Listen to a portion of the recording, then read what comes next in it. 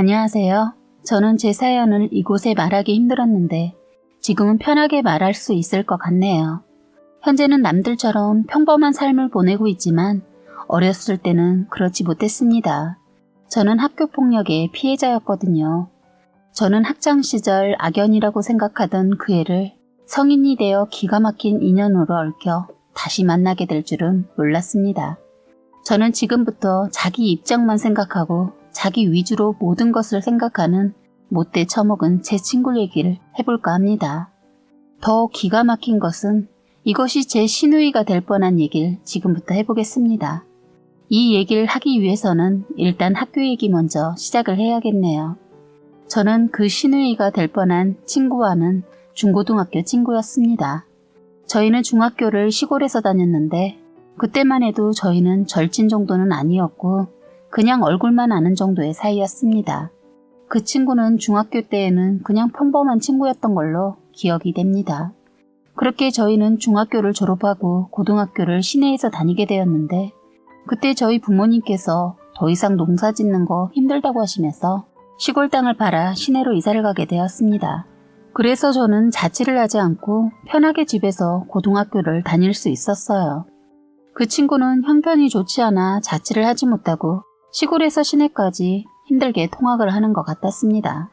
우연인지 저희는 같은 반이 되었고 그 친구와 절친은 아니었지만 같은 반에 친한 친구가 하나도 없고 그리고 아는 애라고는 그 애밖에 없어서 그 친구랑 얘기를 하게 되었어요. 먼저 그 친구가 너 나 알지? 어떻게 그 많은 애들이 한 반에 너하고 나밖에 없냐? 어쨌든 같은 반이 되었으니까 친하게 지내자. 그때 저의 성격은 나서는 성격도 못되지만 사교성이 부족해서 다가온 친구에게도 다정하게 말하지 못하는 아이였습니다. 그런데 그 친구는 쉬는 시간이나 점심시간 때 자꾸 저에게 다가와 말을 걸었고 친한 척을 했어요. 저는 수업이 다 끝나면 집에 가기 바빴는데 그 친구는 저랑 놀기를 원했어요. 제가 낯가림이 심하다 보니 쉽게 정을 주지 못했는데 시간이 갈수록 그 친구가 편해지면서 서로 친하게 지냈죠. 친해지기까지는 조금 시간이 걸렸지만 친해지고 나서는 둘도 없는 친구가 되었어요. 새학기 초에는 둘이 붙어 다니다가 시간이 가면서 반 친구들과도 친해지기 시작했어요. 저는 원래 한 사람한테 올인하는 성격이라 여러 명의 친구와 사귀지 않았는데 소희는 워낙 사교성이 좋아서 그런지 저랑만 붙어 다녔는데도 어느새 여러 명의 친구를 사귀었더라고요. 소희는 자기가 알고 지내는 친구들을 저에게 소개해 주어서 그때부터는 소개받은 아이들끼리 함께 다니게 되었습니다. 모두 그때 처음 친해지게 된 애들이었어요. 그렇게 새 학기에 소개받은 친구들과 여럿이 함께 다니게 되었어요. 그런데 시간이 가면 갈수록 성격이 맞지 않는 아이들도 생기게 되었어요. 저는 저를 포함해서 6명이 다 친하다고 생각했는데 그게 아니었어요. 소희는 시간이 갈수록 제가 그 친구들과 친하게 지내는 것에 질투를 했는지 나중에는 나머지 애들이 불편하다고 조심스럽게 이야기하더군요. 그러면서도 제가 그 친구들과 다니고 싶다고 한다면 자기는 괜찮으니 혼자 다니겠다고 하는 겁니다. 어린 마음에 그때 정말 힘든 고민을 했었던 것 같아요. 저만 생각할 수도 없고 그 친구들과 따로 다니는 것도 포기가 안 되더라고요. 그래도 새로 알게 된 친구들보단 소희랑 다니는 게 낫겠다고 판단하고 소희를 선택했어요. 그런데 어느 순간 소희 행동이 변하기 시작하더니 점점 저를 지치고 힘들게 만드는 겁니다. 나중에 알고 보니 소희는 저희들 말고도 또 친하게 지내는 또 다른 무리의 친구들이 있었더라고요. 소희는 쉬는 시간마다 저를 데리고 그 친구들 무리들이 있는 곳으로 가자고 했어요. 그런데 저는 그 친구들을 봤을 때 첫 느낌이 거친 말을 하는 것을 듣고 마음에 들지 않아 안 가려고 하다가 그래도 소희의 친구들이라고 소개를 해줘서 선입견을 버리고 친하게 지내보려고 했어요. 하지만 그 무리에 친한 사람이 하나도 없었기 때문에 멀뚱히 서 있는 저를 보고 소희는 자기 친구들과 떠들면서도 저를 챙겨주더라고요. 그런 노력에 보답하기 위해 저도 그 사이에 섞여서 같이 놀기 위해 많이 노력했던 것 같습니다. 얘기하는 주제가 제가 아는 것이라면 끼어들어서 같이 웃기도 하고 먼저 말을 걸어보기도 했어요. 그런데 그 친구들은 저를 별로 좋아하지 않는 눈치였습니다. 그래서 혼자 별짓을 다 하면서 친해지려고 하는데 점점 지쳐가더군요. 그 와중에 한 가지 일로 제가 정신을 바짝 차리게 되었습니다. 하루는 학교가 끝나고 소희 친구들 무리와 함께 조금 늦게 끝나는 소희를 기다리고 있는데 다른 친구의 이름이 나왔어요. 그런데 그 친구를 무리 애들이 신나게 까는 겁니다. 그 친구가 원래 이 무리의 아이들과 친했던 친구이기 때문에 사이가 좋은 줄로만 알았는데 정말 말로 꺼내지 못할 만큼 더러운 말들을 서슴없이 내뱉더라고요. 그렇게 그 친구의 험담이 신나게 이어지던 도중 한 아이에게 험담의 주인공인 친구에게서 전화가 왔습니다. 너네 어디야? 아, 우리 학교 앞 올래? 아, 오케이, 지금 갈게. 전화를 끊자마자 이 친구들은 바로 험담을 이어서 하는 거예요. 미친년, 또 좋다고 실실거리면서 오네. 어디서 돼지 멱 닿는 소리 나는 것 같지 않나? 꿀꿀. 이러면서 자기들끼리 하하호호 재밌게도 떠들더군요. 충격이었던 저는 그 말들을 들으면서 가만히 앉아있기만 했었어요. 방금 전까지 웃으며 험담을 했던 친구가 오자 바로 반갑게 맞아주며 다른 친구를 까는 거예요. 정말 소름이 돋는 친구들이더군요. 그러면서 제가 방금 이 친구처럼 항상 까였을 수도 있었겠구나. 이런 아이들하고 어울리면 안 되는구나를 그제서야 깨달았습니다. 그렇게 저는 그날 이후 그 무리 사이에 있으면서도 소위 외에 다른 친구들과 친해지기 위해 별다른 노력을 하지 않았어요. 하지만 소희와는 계속해서 좋은 사이를 유지하기 위해 노력했습니다. 그런데 어느 날부터 소희가 쉬는 시간에 저와 함께 나가는 것이 아니라 갑자기 혼자 쌩 나가버리거나 점심시간에 저와 밥을 먹지 않고 다른 반에 있는 자신의 친구와 밥을 먹기도 하는 거예요. 저는 반에서 이 친구를 선택했기 때문에 전에 친했던 친구들은 멀어져 버려서 반 친구가 남자애들밖에 없는 상황이었어요. 그래서 저는 할 수 없이 선생님에게 양해를 구하고 다른 반 친구와 밥을 먹는 경우가 점점 늘어났어요. 그런데 소희가 이렇게 행동한 이유를 알아보니 제가 저희랑 멀어졌던 그 애들과 제가 한마디 섞었다고 그랬던 것이었어요. 자기는 그 친구들과 떠들기도 하고 같이 뒤로 나가 이야기도 했으면서 말입니다. 어이가 없었죠. 하지만 그때 당시에는 제 성격상 뭐라고 하지 못했습니다. 그냥 저는 아침에 일어날 때마다 이 친구랑 오늘은 잘 지냈으면 좋겠다 라는 생각만 가득했어요. 그런데 갑자기 그 친구들과 말을 섞게 될 수밖에 없는 상황이 만들어지는 날이면 하루 종일 소희의 눈치만 봐야 했어요. 지금 생각하면 제 행동이 참 바보같이 느껴지지만 처음 겪는 그런 상황 속에 처해 있을 때는 뭐가 잘못된 것인지도 모를 수밖에 없더군요. 오히려 소희가 저에게 조금이라도 말을 걸어주면 제가 더 잘하려고 노력했어요. 친구가 힘들어할 때 제가 옆에 있어주면 저를 챙겨주지는 않을까 생각이 되어서 계속 챙겨주려고 했습니다. 그런데 그렇게 하루하루를 지나면서 어느 날 제 뒤를 바라보니 저는 소희에게 맞춰주기 위해 하루를 보냈고 그 친구가 저에게 하는 행동에 따라 그날 기분이 결정났습니다. 지금 생각하면 더 어이없는 일이 생각나는데 제가 혼자 반에 앉아있을 때면 몰려다니는 친구들과 함께 와서 제 모습을 보고 비웃고 가기도 하고 제가 자고 있는 척 엎드려 있으면 그 뒤에서 지우개를 잘라 던지는 등 정말 유치하고 어린 행동들을 했어요. 그땐 저는 힘이 없었습니다. 소문에 놀던 아이들이라는 말이 있어서 더 제 소리를 낼 수 없었어요. 그래서 그냥 그 상황을 받아들이고 제가 버티면 괜찮아지겠지 생각하며 지냈는데 날이 갈수록 소희의 행동은 심해졌고 그 행동에 저는 완전히 지쳐버리게 되었습니다. 그래서 그 뒤로 신경 쓰지도 않고 더 이상 매달리지 않으려고 했어요. 이제 진짜 혼자가 된 저는 수업이 끝나면 반에서 혼자 멍하니 앉아만 있었어요. 그렇게 있다 보면 가끔 친했던 남자애들이 와서 말을 걸어주기도 했었습니다. 그리고 점심시간이 되면 다른 반에 있던 제 친구들이 저를 챙겨주기도 했죠. 그런데 이게 하루 이틀 계속되다 보니 다른 친구들도 저를 신경 쓰지 않게 되었고 저는 자연스럽게 학교에서 친구가 없는 아이로 낙인 찍히게 되었습니다. 그리고 제가 노는 애들과 친분이 있다는 소문이 돌면서 애들도 저랑 가까워지려 하지 않았어요. 저는 그 소문을 뒤늦게 알고 나서 알아보니 그 애들은 노는 무리의 아이였어요. 저는 이 애들이 친구를 까고 있는 것이 좀 지나치다고 생각했지 나쁜 쪽으로 노는 줄은 몰랐는데 소문에 의하면 그 소희가 노는 애들과 무리를 지어 이상한 짓을 하고 다닌다고 하는 겁니다.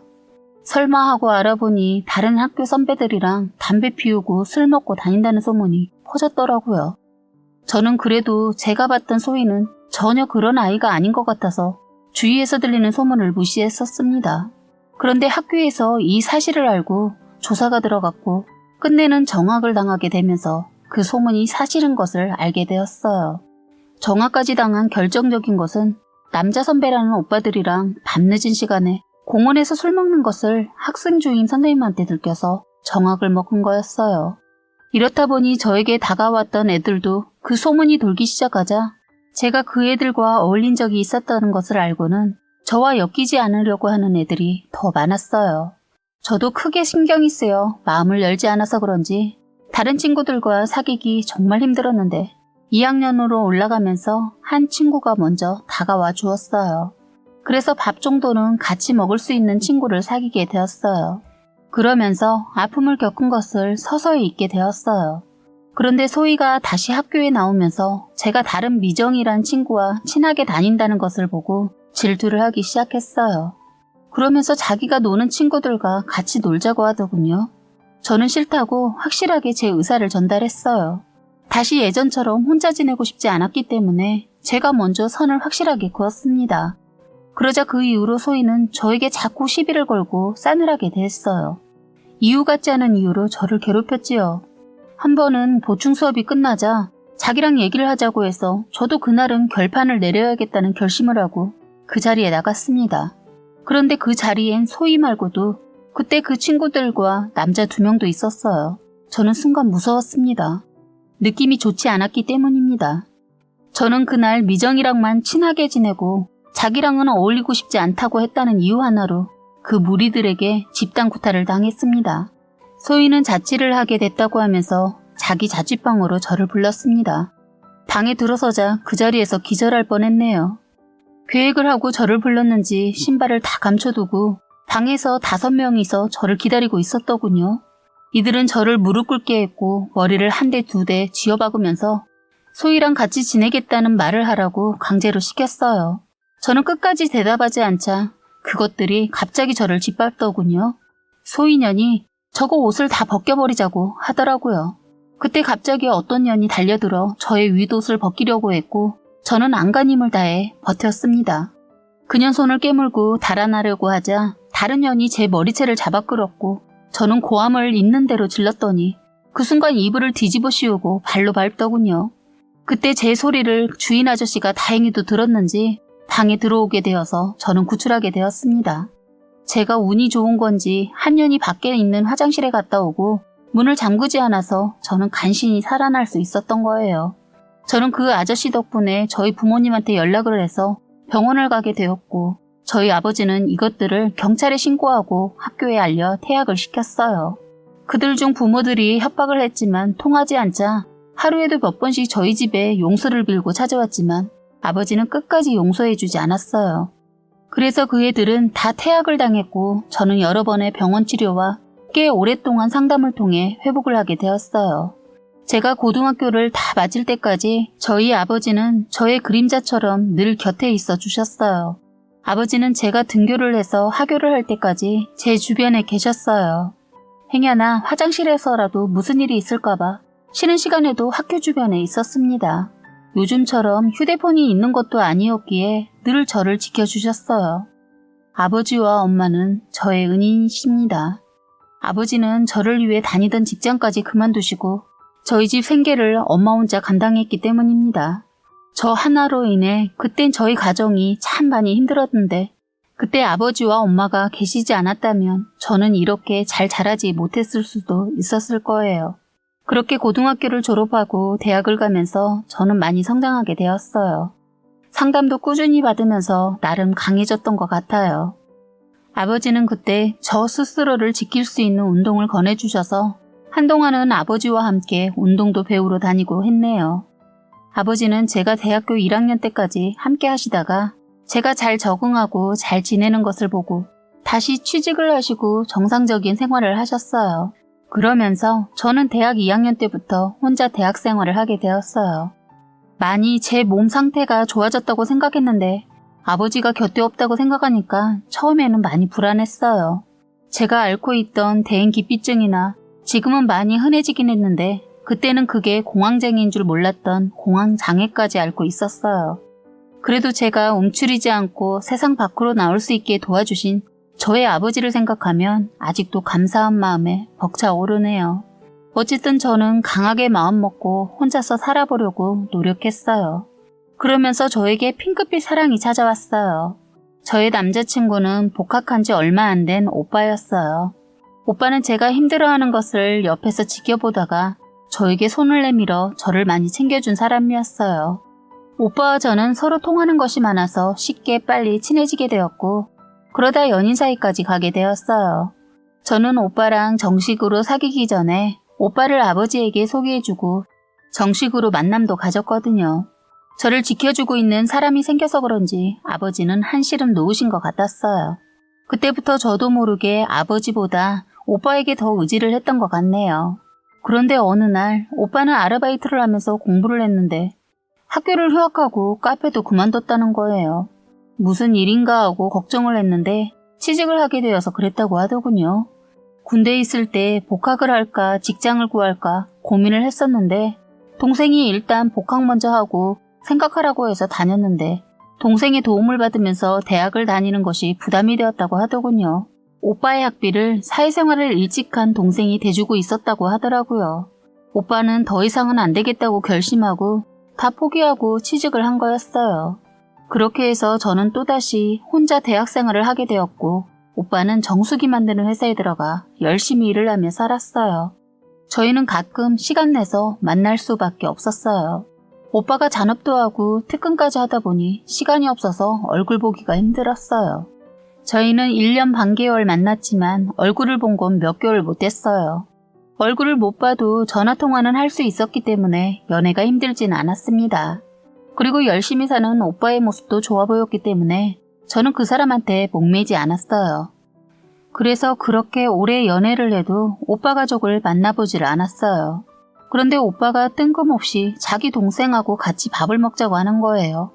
자기 여동생이 결혼할 남자가 있었는데 내년쯤 결혼 얘기가 나오면서 올해 양가 상견례를 한다는 거예요. 그러면서 같이 밥을 먹자고 했다는데 자기 혼자 나가기 그렇다면서 같이 가자고 하더군요. 겸사겸사 어른들께 인사도 드리자고 하더군요. 그래서 동생한테도 저에 대해 간단하게 말을 해놨다는 겁니다. 솔직히 이런 식으로 인사를 드리는 것이 내키지는 않았는데 오빠가 워낙 저와 비슷하게 어려운 자리나 낯가림이 있는 사람이란 걸 누구보다 제가 잘 알기에 그냥 만나기로 하고 약속 장소에 나갔습니다. 저는 그날 오빠도 오랜만에 보기도 하지만 오빠 가족들한테 첫인상을 잘 보이고 싶어서 일주일 전부터 다이어트를 해서 그날 패션이나 화장에 힘 좀 주고 나갔어요. 약속 장소에 도착해서 오빠랑 만나 같이 들어가 어른들께 인사를 했습니다. 오빠 부모님들은 저를 엄청 반겨주면서 좋아하셨어요. 그런데 여동생이란 사람은 보이지 않았어요. 인사를 하고 앉아있는데 화장실에 갔다던 여동생이 저희 자리에 오더군요. 그런데 낯이 살짝 있는 거예요. 그런데 여자들은 화장을 하니까 사실 세월이 흐르면 잘 몰라보는데 머리는 고등학교 때부터 길었는데 여전히 허리 길이가 될까 말까한 기장에 그때도 가끔 화장을 했었기 때문에 화장을 세련되게 했다고 해도 그 애라는 것을 딱 봐도 알 수 있었어요. 저도 모르게 그 몹쓸 인간한테 당한 걸 생각하니 제 손에 힘이 들어갔어요. 그 애는 저를 보고 전혀 저를 알아보지 못하고 인사를 건네더군요.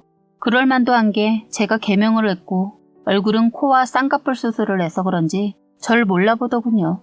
사실 저는 그때 퇴학당한 애들이 제 이름과 얼굴을 아니까 보복할까봐 두려워했어요. 아버지는 저의 고민을 누구보다 많이 아셨던 분이라 대학을 입학하자마자 제 이름을 개명해 주셨고 성형도 해주셨어요. 그리고 제가 학교 다닐 때도 말랐었는데 힘든 고통 속에서 살다 보니 살도 10kg 이상 넘게 빠지고 얼굴도 좀 바뀌어서 그런지 저를 몰라봤던 것 같았어요. 저는 그 짧은 순간에 많은 생각을 했습니다. 이 모든 사실을 지금 까발려버릴까? 아니면 나중에 따로 만나서 그동안 살아온 고통을 고스란히 되갚아줄까? 정말 혼란스러웠어요. 그 애는 나쁜 길로 빠질 때 변하기 시작한 말투며 행동이 세월이 흘렀어도 여전히 변하지 않았더군요. 저를 보고 한다는 소리가 그 많은 사람들 앞에서 거짓말 하나 안 보태고 이렇게 말하는 겁니다. 어머, 너무 마른 거 아니세요? 너무 말라서 꼭 멸치 같아요. 아유, 초면에 너무 심한 말을 했나? 저 혹시 성형하셨어요? 얼굴을 보니까 성형 광고를 하는 광고 사진 그러니까 그 있잖아요. 강남 성게랑 비슷하게 생겼어요. 라고 하면서 비꼬면서 말을 하는 거예요. 솔직히 코 성형할 때 예전 얼굴이 보이지 않게 조금 부자연스럽게 했거든요. 하지만 전혀는 저를 초면으로 생각할 텐데 어떻게 저런 말들을 할까 하는 생각도 들면서 역시 경박하고 싹수 없는 건 전혀 바뀌지 않았다는 생각이 들더라고요. 그래서 저는 그래 너도 한번 당해봐라 하면서 엿을 먹이기로 했습니다. 역시 사람은 변하지 않는다고 저는 이 자리에서 그것을 파혼시키고 완전 복수를 해야겠다고 결심했어요. 소희가 저에게 험담을 하고 나서 소희 엄마는 얘, 너 말 조심해. 초면에 무슨 말을 그렇게 하니? 하시자 남자 쪽 엄마도 지민이 그건 정말 아닌 것 같은데 내가 너 직설적인 거 좋아하긴 하지만 이건 예의 없는 행동이야. 무슨 말을 그렇게 하니? 하자 표정이 일그러지더군요. 저는 더 이상 참지 말고 속으로 다짐했고 일단 화를 진정하고 웃고 넘어갔습니다. 그리고 이름을 물어봤어요. 저요? 정지민이요. 근데 제 이름은 알아서 뭐 하시려고요? 하면서 웃더라고요. 정말 다시는 떠올리고 싶지 않은 이름을 다시 듣나 했는데 이름을 개명했더군요. 그래도 그 목소리는 다시 들으니 정말 소름 끼쳤어요. 야, 너 나 모르겠어? 하자 좀 전에 예비 시어머니한테 한 방 먹은 것을 대갚아 주려는 심보로 어머, 초면에 너라니? 그리고 제가 당신을 어떻게 알아요? 오빠 뭐야? 똑바로 연애. 뭐예요? 이 여자가 더 예의 없구만. 그러자 남자 쪽 엄마가 그래, 초면에 그건 좀 그러네. 근데 가만히 있어봐. 혹시 우리 지민이에 대해서 잘 아는 분이신가? 그럼 나도 지민이에 대해 통 아는 게 없어서 그러는데 한번 우리 지민이에 대해서 말 좀 뭐 해줘 볼래요? 그랬더니 옆에 있던 소희 인연이 화들짝 놀라더니 저 이 사람 모르는데 무슨 말을 들어요? 라고 하더라고요. 그래서 저는 여기 있는 지민이란 분이 저를 몰라보는 것 같아서 그러는데 지금부터 제가 하는 말 들으시고 놀라지 마세요. 말해놓고 저는 물을 벌컥벌컥 들이켰어요. 그러자 소희는 발끈해서 뭐야 너 내가 너에 대해 뭘 안다고 지랄이야. 화가 났는지 자기는 상견례를 하고 있다는 것을 잠깐 까먹었는지 욕까지 하더군요. 소희의 예비 시어머니는 소희 말을 듣고 인상을 찌푸리셨어요. 내가 나를 몰라보니까 내가 너에 대해서 말하면 누가 떠오르는지 생각해봐. 너 학교에서 퇴학당하고 잘 살았나 보다. 결혼까지 하려는 거 보면 남에게 상처 주고 넌 잘 지냈나 봐. 하자 소희 그것이 태양 얘기를 하자 그때야. 뭐야 도대체 너 누구야? 너 혹시 황소라? 너 정말 황소라야? 너 얼굴 다 뜯어 고친 거야? 정말 너란 애를 이런 자리에서 보게 될 줄이야 정말 몰랐다. 고등학교 1학년 땐 정학당하고 2학년 땐 내 자취방에서 남자들과 한 방에 둘러앉아 담배 피우고 술 마시고 살았던 네가 신분 세탁하니까 소희가 지민이라도 된 줄 알고 살았니? 그리고 네가 나를 그곳에 불러내 나를 집단 구타하고 퇴학당했잖아. 저는 그녀 말하는 거 듣지 않고 제가 하고픈 충격적인 말을 하자 뭐야 너 내가 언제? 그제서야 말까지 버벅거리면서 더 화를 내면서 따지고 들더군요. 그러자 소희 남자친구가 제 말을 듣고 얼굴이 심각해지면서 믿지를 않는 거예요. 그러더니 뭐야 당신 지금 누굴 쓰레기로 만들어? 네가 뭔데? 하면서 따지는데 그 남자친구뿐만 아니라 소희 예비 시어머니도 믿지 못하는 표정이더라고요. 그래요. 솔직히 제가 말하는 걸 소희 가족만 알지. 그 두 사람이 이런 말을 초면에 본 여자가 하는 걸 어떻게 바로 믿겠어요. 소희는 아니라고 울면서 씩씩거리며 거의 반 실신 직전이었고 오빠 어머니도 거짓말을 짓거리더군요. 네가 사람을 잘못 알고 그러는 거 아니야? 어디서 없는 얘기로 사람을 바닥으로 쳐내려?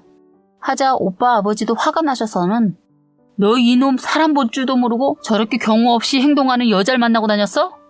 하자 오빠는 더 이상 안 되겠는지 실토를 하더군요. 소라야, 그럼 그때 내 여동생이 힘들게 했다는 그 여자애가 그럼 너였던 거야? 그리고 내가 힘들어서 약 먹고 병원 치료에 성형까지 하게 만든 그 여자애가 내 동생이고? 하더군요. 제가 오빠한테는 자세한 내막은 다 말하지 않고 그냥 학창시절에 힘들게 한 친구 때문에 병원도 상담받으러 꾸준히 다니고 있고 약도 먹고 있으며 성형까지 하게 되었다고까지만 말했거든요. 맞아. 그게 오빠 여동생이야. 나도 오늘 지금 여기서 소희 보고 깜짝 놀랐어. 참 사람이 이래서 제 짓고는 못 산다는 말을 하나 봐. 하자 그때야 그 남자도 그 아줌마도 이제야 믿는 눈치더군요.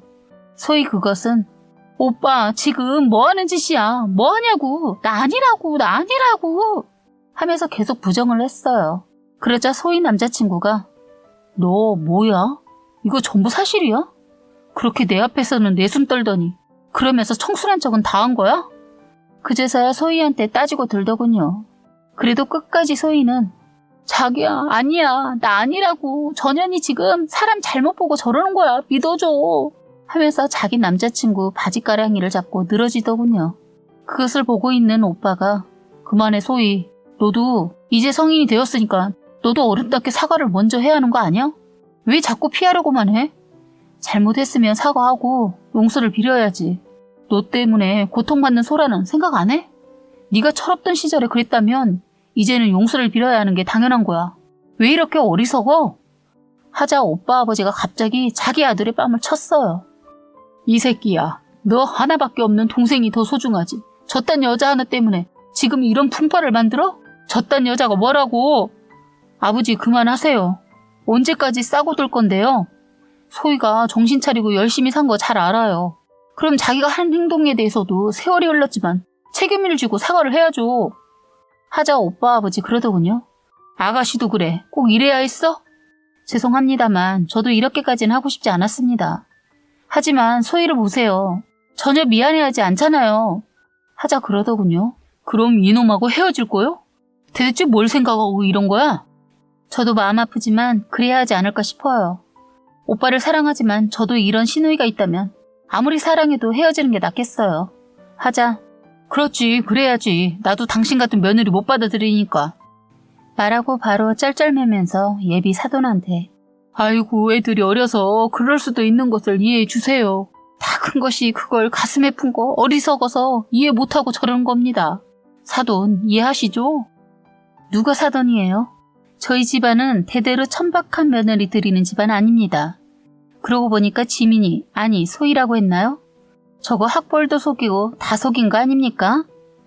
오빠 아버지는 끝까지 포기하지 않고 사돈 속이기를 누가 속입니까? 우리 딸 그동안 봐서 알지 않습니까? 자네 와서 자네가 말해보게. 오빠 아버지는 혼자서 안 되니까 오빠 엄마를 부르더군요. 소희 엄마도 학교에 대한 말이 나오면 자꾸 말을 돌려 지금의 모습만 봐달라고 애원을 하더군요. 보다 못한 오빠가 아버지 어머니 그만하세요. 이 집에 결혼 못 시켜서 환장했어요? 제발 그만하시라고요. 오빠도 화가 나니까 소리를 지르면서 그분한테 그래요 내 동생 학창시절 놀았고 퇴학당한 애니까 더 이상 여기 있지 말고 가세요. 하자 갑자기 그 남자가 이게 학교 다닐 때 완전 또라이였나 보네. 하자 남자 엄마가 너 정말 이렇게 행동하고 놀았던 년이었어? 그래놓고 내 아들이 고등학교 때 사귄 애 있었다고 지자분도 잡은 거야? 참 말이 안 나오네. 이런 더러운 년. 뭐 묻은 개가 뭐 묻은 개 남을 한다더니. 가자 아들. 저런 거 하고 결혼했으면 큰일 날 뻔했다. 하면서 두 모자가 나가려고 하자 소희 아버지는 상황이 이렇게 되자 테이블에 깔려있던 식탁보를 확 잡아 끌어 순식간에 다 뒤집어 엎어버렸어요. 내가 니년 예전 일로 한번 크게 문제될 줄 알았다. 그렇게 말 안 듣더니 이게 뭐야? 하시더니 갑자기 돌변해서는 자기 딸을 잡더군요. 소희의 예비 시어머니는 아휴 부녀가 아주 쌍으로 노네. 너 다신 내 아들 만나지 마라. 어디서 퇴학을 당하고서 대학 나온 척을 해. 너에 대해 사실로 얘기한 것이 뭐가 있는 거야? 온통 다 거짓으로 우리에게 사기를 쳐? 이 못된 년하고 우리 아들하고 엮였으면 평생 재수가 없었겠다. 가자. 하시면서 자기 아들을 끌고 나갔어요. 저는 소희라는 애가 한 번이라도 미안함의 표정을 짓거나 도중에 미안하다고 했으면 제가 이렇게까지 하지 않으려고 했는데 저도 소희가 시동을 걸어주어서 저도 멈출 수가 없었어요. 소희 엄마는 저에게 그래도 좀 참지 이런 자리에서 어휴 우리 아들이랑 결혼 안 할 거야? 나중에 어떻게 하려고 이렇게 했어? 사실 그 문제를 그 짧은 시간에 생각 안 한 것은 아닙니다. 그래서 말했어요. 제가 어리석다고 말씀하시는 것 같은데요. 저기요, 그걸 참고 제가 결혼한 것이 더 어리석다고 생각이 들어요. 저도 소희도 다 숨기고 결혼한다고 해서 다 없던 일이 되나요? 저는 충분히 아파했고 고통스러워했어요. 그거에 비해 소희는 전혀 죄책감이 없어 보였어요. 저요, 용서할 수가 없었어요. 제가 만약 이대로 결혼했다면 잘 산다는 보장이 없잖아요. 하면서 저는 오빠를 쳐다봤어요. 오빠도 이 모든 것을 듣고 놀랐던 터라 말을 하지 못하고 있었어요. 그리고 학창시절 고통을 당했다고 소문난 애가 저런 걸 안 오빠는 저를 보고 미안해, 내 동생 용서해줘. 내가 대신 사과할게 하더군요. 오빠, 난 오빠가 아닌 전현한테 받고 싶은 거야. 제발 이러지 마. 저는 이미 오빠와도 헤어져야 한다는 걸 알기에 너무 슬프고 화가 났어요. 소위 그녀는 아무렇지 않게 그러더군요. 철없었던 시절 했던 행동을 지금까지 꿍해서 그걸 들먹거리면서 상견례를 망쳐? 너 내가 가만 안 둬 하더군요. 참 이 꼬락서니를 만들어 놓고 이런 말을 하는 걸 보니 정말 황당하고 어이가 없어서 한 소리 했어요. 철없었다고 둘러대지 마. 너는 처음부터 그런 인간이었어. 그리고 어디 한번 해봐. 내가 날 괴롭히면 네 오빠는 같이 죽는다는 걸 명심해. 너 아직도 철이 덜 들었구나. 아직도 학창 시절에 네가 잘 나가던 그런 애인 줄 아나 본데 정신 차려. 여기는 사회야. 너 그렇게 했다가 감옥에 들어가고 싶지? 정신 나갔냐. 제가 예전에 순진한 애가 아니고 지지 않자 스스로 자신을 마구 때리더니 분에 못 이겨 쓰러지고 말았어요. 식당에선 저희를 둘러싸고 구경하더니 응급차를 부르고 소희 엄마는 옆 테이블에 있는 물을 소희 얼굴에 뿌리더군요. 구급차가 와서 소희를 실어가고 그 자리엔 저와 오빠만 남았어요. 저는 오빠에게 그날 이별을 말하고 집으로 돌아왔습니다. 일주일쯤은 방 안에서 나오지 않고 많이 울고 했는데 한순간 저도 모르게 훌훌 털어지더군요. 그때부터 저는 정신을 차리고 제가 하는 것에만 올인했어요. 오빠가 저를 못 잊고 몇 번 찾아왔지만 어차피 안 될 인연 질질 끌어봤자 서로 상처가 될 것 같아 만나주지 않았습니다. 가끔 번호 없이 전화도 오는데 받지 않았습니다. 오빠 전화가 뻔하니까요. 그렇게 한 달을 지내다 저도 더 이상 못 견뎌서 전화도 바꾸고 때마침 전세가 끝났는데 더 연장하지 않고 이사도 했습니다. 부모님께는 이런 사실을 전혀 말하지 않았어요. 그리고 지금은 직장을 들어가 일도 열심히 하고 연애는 잠시 쉬고 부모님과 함께 여행도 다니면서 살고 있습니다. 살다 보니 자신도 모르게 아니 일부러 누군가에게 상처를 주게 될 때가 있잖아요. 그렇다면 그것에 대한 책임은 꼭 가져야 한다고 봅니다. 참 소희는 완전 상견례 때 정말 끝났다고 들었어요. 오래된 일을 생각해서 제가 글을 적다 보니 많이 길어졌네요. 아무튼 제 사연 읽어주셔서 정말 감사합니다. 사연은 여기까지였고요. 구독과 좋아요, 알림 설정 부탁드리겠습니다.